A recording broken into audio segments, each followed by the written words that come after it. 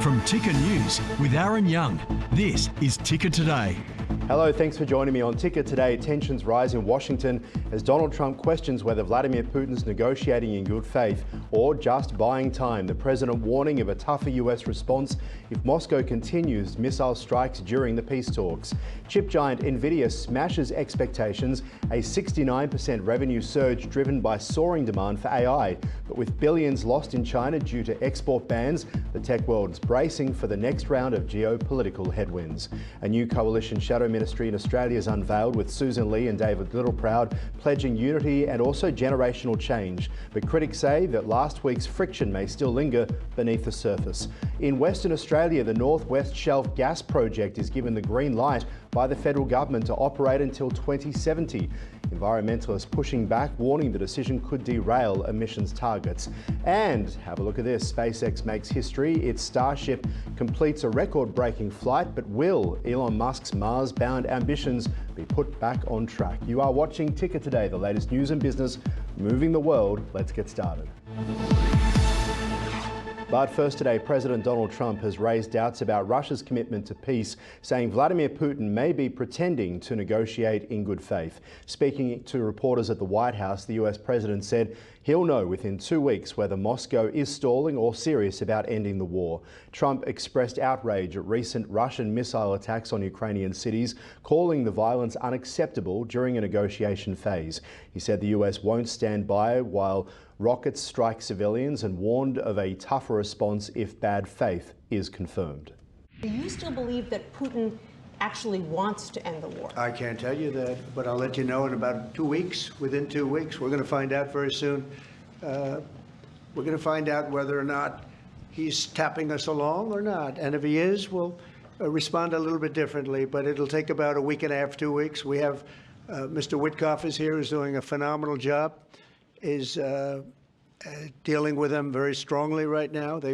They seem to want to do something, but until the document is signed, I can't tell you. Nobody can. President I can say this. I can say this, that I'm very disappointed at what happened a couple of nights now, where people were killed in the middle of what you would call a negotiation. I'm very disappointed by that. Despite escalating violence, Trump defended his decision not to impose new sanctions, saying they might jeopardize a potential peace deal. Nvidia has reported revenue of $44 billion for its first fiscal quarter, marking a significant 69% increase from last year. That is despite losing $2.5 billion in potential sales to China due to export restrictions. The company's data center segment, crucial for AI technology, saw a revenue rise of 73% to $39 billion, and adjusted net income grew by 31% to $19.89 billion, although Nvidia anticipates a projected revenue of $45 billion for the current quarter, slightly below analyst expectations. While trade tensions with China pose challenges, US tech firms increasing commitments in AI, with expected spending to exceed $345 billion this year alone. To Australian politics, and Liberal leader Susan Lee and Nationals leader David Littleproud have announced their new shadow ministry, successfully reuniting the coalition. Lee has dismissed concerns about the partnership's stability following last week's tensions, describing their relationship as professional. Littleproud expressed his commitment to fostering generational change within the Nats by introducing new members into leadership roles. Both leaders aim to maintain open communication and focus on the future of the parties. The North West Shelf gas project in Western Australia has received environmental approval to expand its operations until 2070. The decision made by the Environment Minister Murray Watt follows a 6-year assessment process. Woodside will have 10 days to respond before a final decision is made. The approval, which does not allow for new gas fields, has been met with mixed reactions, including criticism from climate groups concerned about additional emissions. Well, SpaceX has launched its Starship on a 9th uncrewed test flight from Texas, achieving a longer flight than previous 2 attempts that ended in failure.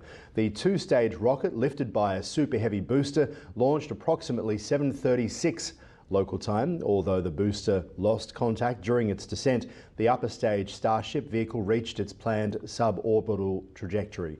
CEO Elon Musk is set to provide an update on the program and future plans for space exploration. An Australian man has been arrested in Bali for allegedly smuggling cocaine worth $1.1 million, claiming he was unaware of the drugs in the parcels he collected. Lamar Archie, aged 43, is facing serious charges, including the possibility of the death penalty after authorities discovered the cocaine concealed in chocolate boxes. He has tested positive for drugs while in custody, and he maintains he was set up as his lawyer continues to seek the person who allegedly instructed him to collect the packages. The Australian government is now providing consular support to Mr. Archie, who has lived in Bali since 2017. Deborah Lee Furness has made a public statement regarding her divorce from Hugh Jackman, expressing feelings of betrayal following their split. After almost 2 years since announcing their separation, she's filed for divorce now, which includes a significant financial settlement. Furness reflected on her experience, noting the lessons learned from the breakdown of their nearly 30-year-long marriage, while also remaining grateful for their time together. Meanwhile, Jackman has reportedly begun a romance with his Broadway co-star Sutton Foster.